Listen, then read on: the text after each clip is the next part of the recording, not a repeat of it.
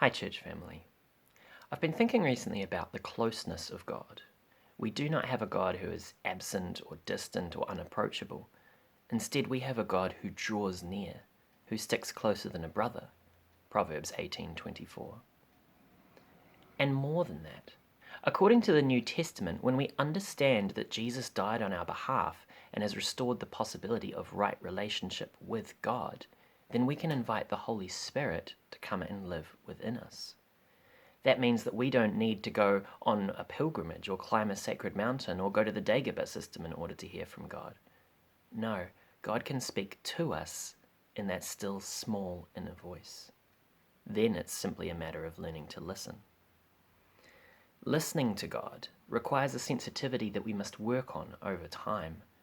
If we constantly fill our eyes, ears, and minds with other sounds and images, we risk drowning out the voice of God. Something that can lead towards what the Bible calls a hardened heart, one that is unable to hear God at all. If this does occur, take a note from Pakistani believer Bilquis Sheikh, who writes in her book, I Dared to Call Him Father, "Whenever I did not feel his nearness, I knew that I had grieved him. I would search backwards until I spotted the time when I last knew his presence. Then I would review every act, every word or thought until I discovered where I had gone astray.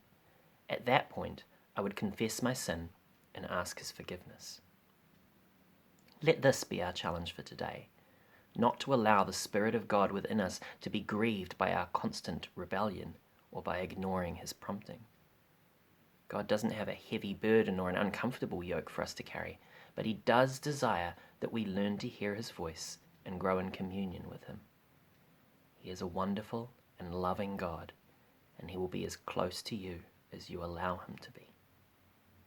Blessings.